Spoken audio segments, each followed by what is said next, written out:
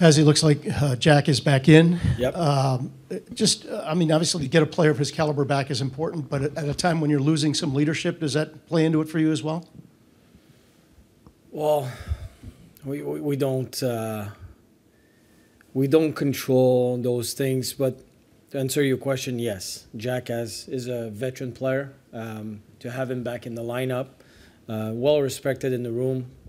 We know what he can do on the ice. He's been playing his best hockey. I think I've seen him play in a long time when he got injured. So to have him back is a bonus, and because of the fact that we lost quite a few players recently. You mentioned he had been playing well.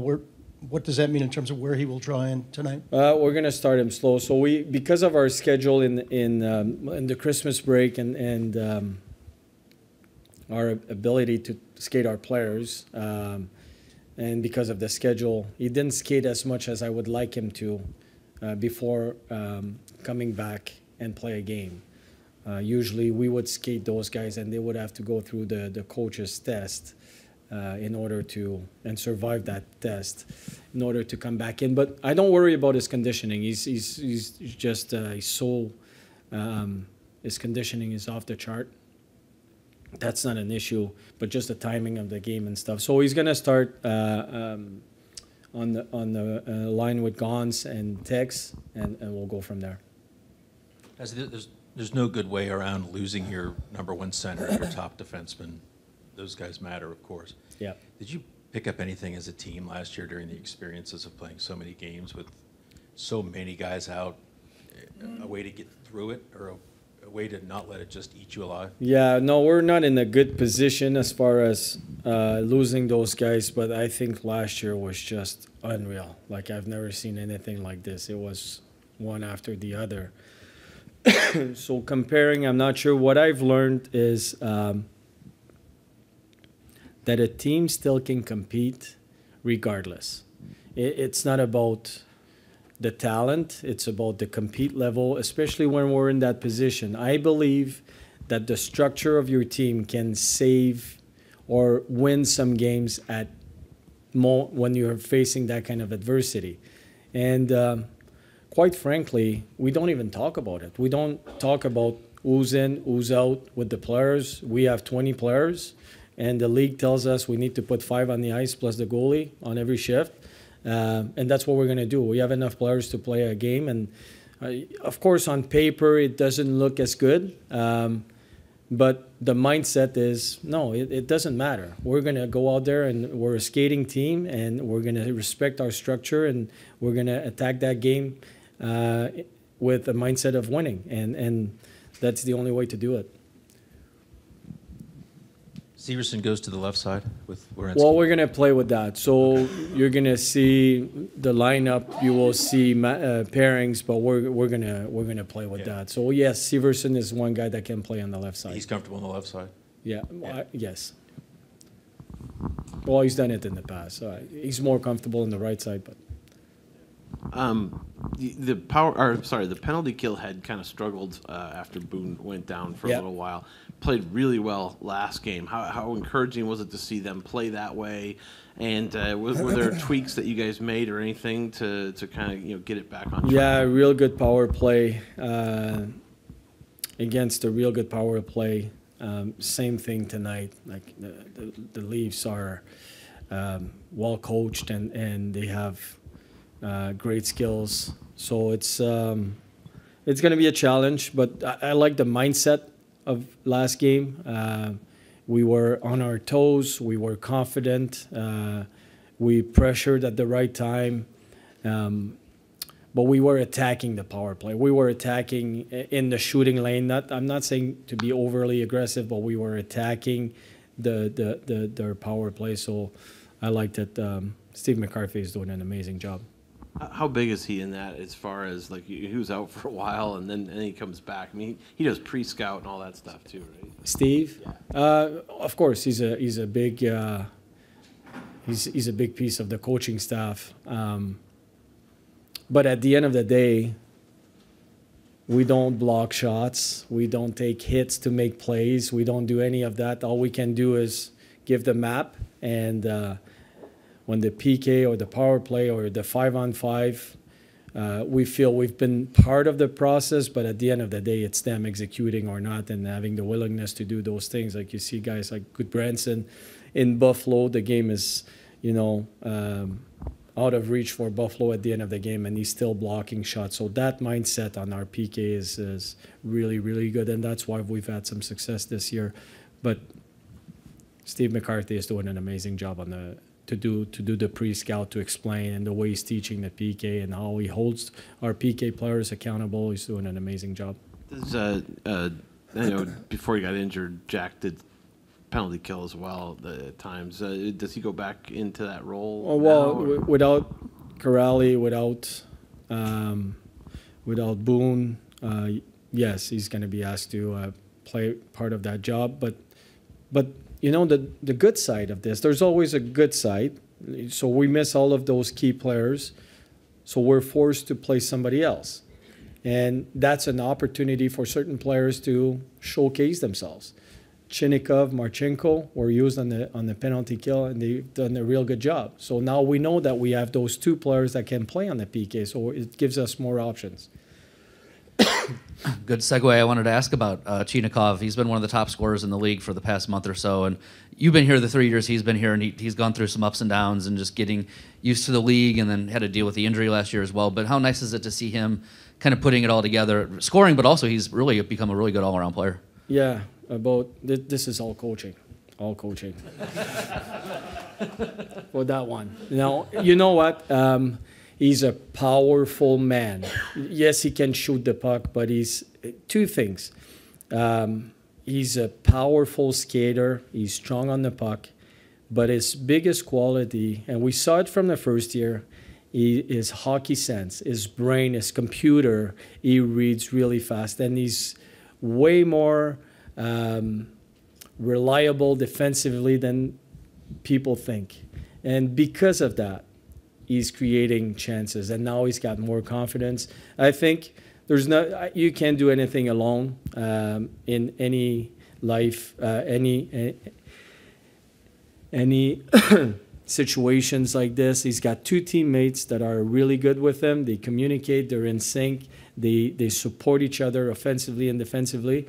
But he's developing into a real good player, and we can see the confidence growing. But again, the work that's been done is coming from him, is training in the gym, is practice habits, just getting better and better. So he's trending in the right direction. So it's good for us.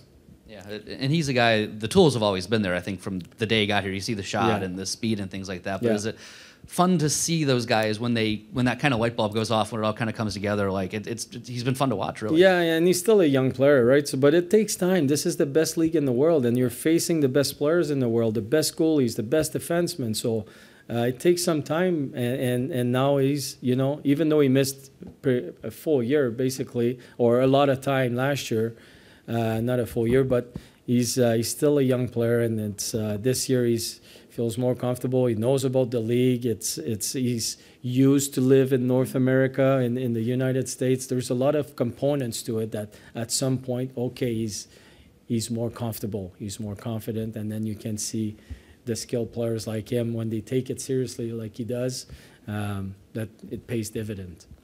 A very different question, but goalies tonight. And yes, you will have them, I know that. Elvis, yep. And just one more on Zach being away from the power play, that creates an opportunity, I would imagine, for somebody, yes? Yeah, we're going to test drive this one. We're going to start with, we have 4 guys that can be on the power play, really. So we have Provorov, we have Severson, we have Jiricek and Bean. So we're going to see how it's going to go. But, yeah, it's the job is wide open now. It's always open, but it's even more open. Ozzy, this is 3 games in, I think, 15 days against the Leafs.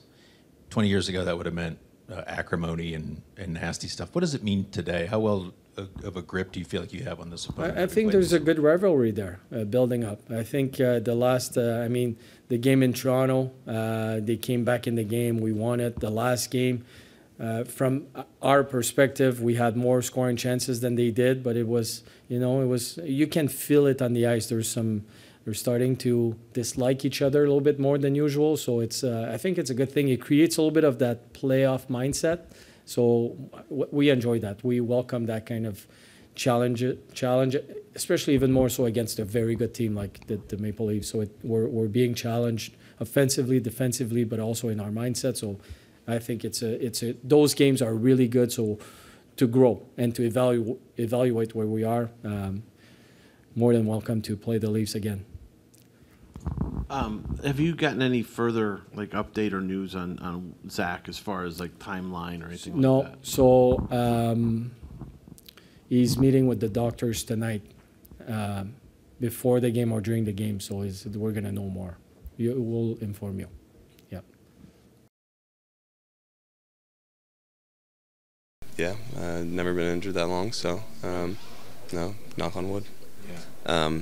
Yeah, excited. How long have you been skating? How close to Jack Roslovic do you feel right now? Like you're full. I feel really self. good. Yeah, really good. I'm I look at the injury and luckily it's it was a bone break, so there's nothing hopefully that you can really do to it again. So just get back to skating and get back to playing. Yeah. And when you went down, we talked. It was some of the best hockey you have played. Just your thoughts on having to step out at that time, and do you feel like you can rekindle that right away? I think just more of that mindset, just to get back into game shape and get back into it. I've tried my best to stay sharp and really find that pick off where I left off almost kind of thing. What kind of urgency do you have with Boone out, with Sean out, with Zach out, Patrick out, that you could have to step in the lineup and fill some voids? There's no filling those voids with one guy. As you see it, and obviously there's the struggles and that we've had. You don't try to come back and fix it all. You just try to come back and play your game, and hopefully it all kind of figures itself out. Jack, what was the biggest challenge for you being away for that long? Nothing really, just being out and just not being able to play, missing out on games, missing out on opportunities. So just not being there to be with everybody. Yeah, again, and I guess that's where I'm going, because it had never happened that long in your career. That was something new for you, right? What was it like, just managing that emotional part of it and being away from the team? Yeah, just that was kind of, you just feel disconnected for a couple months or for a month. So that's about it. Besides that, mentally it was just really shifted focus to trying to get back as fast as I can. Well, how scary was it for you? Yeah, it was a bit of a scare, obviously, and found out pretty quickly it wasn't anything serious, but right off the bat, a bit of a scare, and but luckily it was in great care, and all the immediate precautions went perfectly smoothly, and lucky to be in good shape. You look like you were in some distress leaving the ice. Can you say what the issue was for you at that point? Yeah, I ran into the wall and got my butt end up under my ribs and my lung and was struggling to breathe. So it was my butt end that kind of got me, and I wasn't sure what it was going off the ice. It was just in an area where you got a lot of pretty important things going on, and I guess they called it you're in some visceral pain, and but luckily great care. We found out pretty quickly, all the paramedics and stuff was precautionary. They were just on standby, and we found out pretty quickly it wasn't anything serious, but for a minute there, a little bit of a scare. Were they checking for punctured lung, that kind of stuff? I think all the above. We were lucky to have one of the trauma surgeons here, and there's a lot of stuff there: spleen, lung, your heart, your ribs. So it was just got the quick check, and once the quick check came back, we were good, and I was sent over to Grant to get the CT scan and everything checked out smoothly that evening or that night, and I was under great care, and I was lucky to have that. So can you say what you're experiencing now? Are you still in some discomfort? Yeah, I mean, I'm just trying to get through. You're still in some discomfort and pain in my lung and my ab area. It was a bit of a contusion, so just trying to work through some of that and be able to move like I can. So when you go through something like that, I know your first concern just naturally is how you feel and are you okay? But how much do you worry about like letting like your parents or people watching the game, like informing them that you're okay? Because you just disappear, and then people kind of go, "Oh, geez, what's going on back there?" Huge concern. Obviously, that's a big piece of this, and there was a lot of concern, and I appreciate all of that. But you don't like to see people you love in distress, and that's unfortunately an unintended consequence of what happened, and you just try and get back to them as quick as you can. I had one of the guys go grab my phone, and luckily with all the comms team here and everything, AJ and all our staff, they let everybody know right away, and it was pretty quick, and there was a lot of concerned people, and obviously appreciate that, but we try to inform them as soon as possible. That's a concern. Did you have family in the building? Yeah, my whole family was here, brothers, parents, and they got down here ASAP. I think Meredith Gaudreau helped my mom know where to go to get down here, so that was nice of her. And but everyone was down here, and the process went super smoothly, and it puts you at ease to know if something does go wrong, it'd be run very smoothly. Sean, there was a lot of fear and concern in the building. Could you sense that, and were you feeling that at the same time? You know what, Dave? I didn't see anything around me. I didn't know. You're kind of when that kind of panic happens, you're kind of in your own world, in your own bubble, and I didn't know a lot of the stuff that happened until the next day. I knew I had loved ones concerned by just what was happening on my phone and a lot of other people, and you're happy that everything's passed and we can move forward, and now it's just about getting back to the ice. Sean, have you ever had anything like that happen before with the butt ends and kind of ramming the boards like that? No, I never have. It was a very unique kind of pain, and I think that's what caused the concern and the scare. Is obviously I was struggling to breathe a bit, but it's a different feeling and kind of something that's hard to pinpoint. And I think that's what led to some of the panic. Did you tell one of the officials that going off? Off the ice, I watched the replay. Obviously, I told the official. I just said I think something's wrong, and I think he was right behind me, ready to help me to the bench. And you just don't know what is going on, and I think that was kind of the part that gets you the most. Yeah. Did you, when you went back and watched what happened, you saw obviously how the bench reacted? And yeah. Yeah. Thankful are you that that they're right there for you?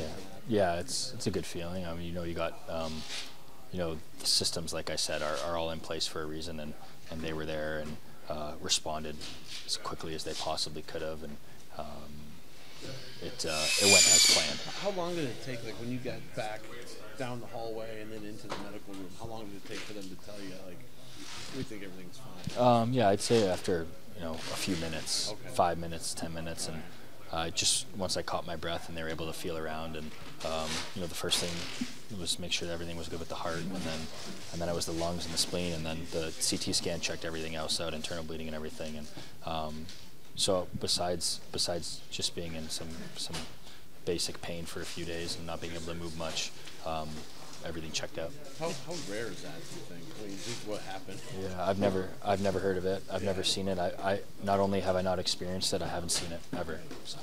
I'm sure it felt like forever, but how long were you catching your breath? Or probably 20 minutes, I'd say. I mean, maybe 10 minutes at least. Yeah, lying down. Yeah. Yep.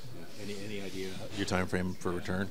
I hope to get back as soon as I can. I think we're day to day right now, and I'm just trying to progress every day. Did you pass out at all in the tunnel, or was it just pain and when you went down in the tunnel? Yeah, just pain. I think there's some sort of response with that that the doctors have a term for, where you kind of get lightheaded and I wouldn't say you fully go out, but you're pretty darn close. Is there internal damage that you have to wait to heal, basically? Or? There's definitely there's something going on in there. They call it a contusion of some sort, whether it's the lung, the rib, or the abdomen. I think it's tough to pinpoint, but. How was your Christmas? It was on the couch. But I had family there to take care of me. It was good. Yeah, thanks, guys. Thank you.